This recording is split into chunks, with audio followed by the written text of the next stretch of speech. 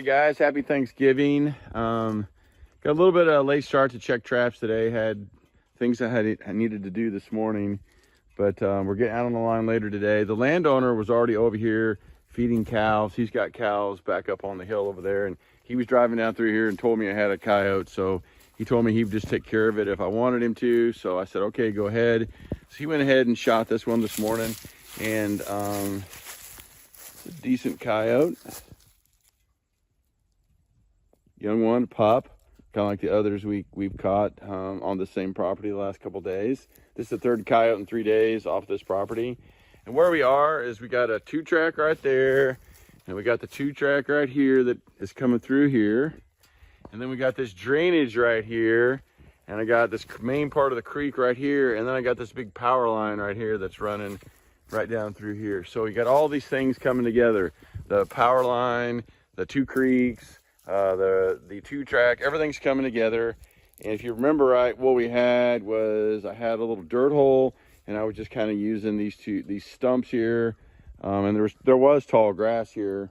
About, you can see how where the grass was, it was about knee deep tall right in here, and there's kind of a little opening here, and I put the trap in here and kind of used these stumps as kind of like a little way to guide.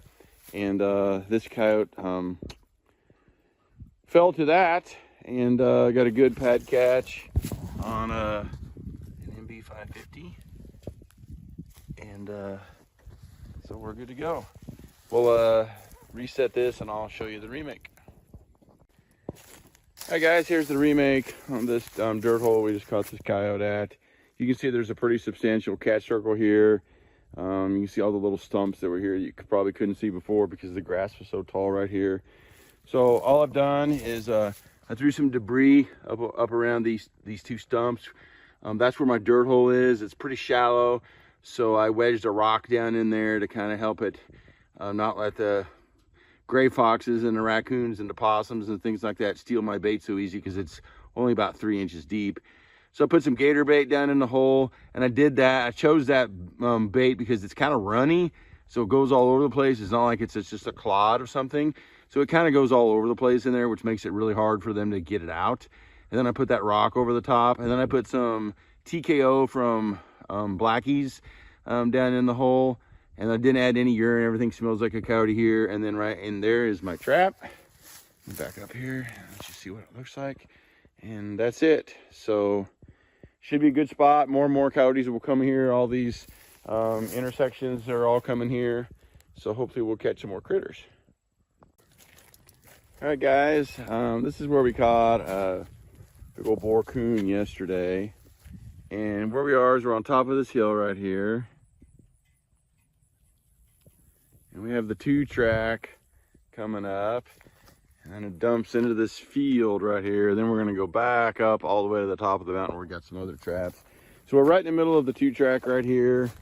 Caught this boar coon here yesterday. It's basically a walk-through flat set, and this is stereotypical raccoon. Gets in here, it's all this nice soft dirt, starts tinkering around with it, their hands, like to get their hands in here. They clearly smelled some scents. I had 2 different scents in here. They smelled it, started tinkering around with their hands, felt the trap. They flung the trap out. It's not sprung, it just kind of flung up like this. When this happens, it's almost always a raccoon. Not always. Well, I shouldn't say not always, but like 90% of the time, this is a raccoon. And if you look around, you don't see any coyote tracks or anything like that. It's clearly a raccoon that's in here messing around, especially since we caught another one here yesterday. There's clearly a lot of them right here. So we're going to put this back in and get it all ready to go, and hopefully tomorrow we'll catch this raccoon. All right, guys, here's the, I don't want to say the remake because it's really not a remake, but we fixed up this this set where the raccoon just dug us out. And again, we got a walk through right here in between these 2 clods of fescue. So hopefully that critter's going to walk right through there. I got a little punch hole right over there in that one, a little punch hole over here in this one. I've got some black gold in one, some Ed Schneider Kansas Trapline products, Positive Attraction in the other, and put some red fox urine on both sides of the clods. And hopefully we're gonna get him to walk right through here, and you can see here's the 2-track. There's Athena being a good trapping dog. And here's the other 2-track, and we're on the top of this hill, on this ledge, on this edge. So everything is coming right down this 2-track in this field, because the grass out here is like knee to thigh deep. So everything's coming down through this 2-track here. So hopefully we're gonna catch another, hopefully we're gonna catch a coyote here. But if not, we're gonna catch another coon that keeps messing with us. And at least we'll get them out of the mix.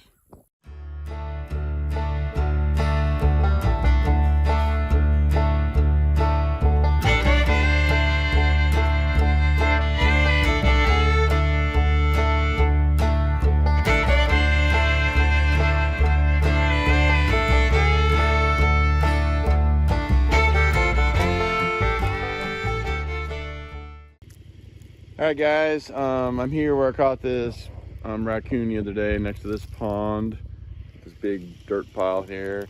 And you can see my DP's been all knocked around and whatever, and clearly this was cows. There's cows in here. You can see all the cow tracks. Cows are just like the stupidest creatures on the planet. And they got in here and just saw the DP, came over here, started sniffing around, smelling around, and ended up jacking it all up. So I'm gonna try to move it farther up this bank, see if I can keep the cows out of it.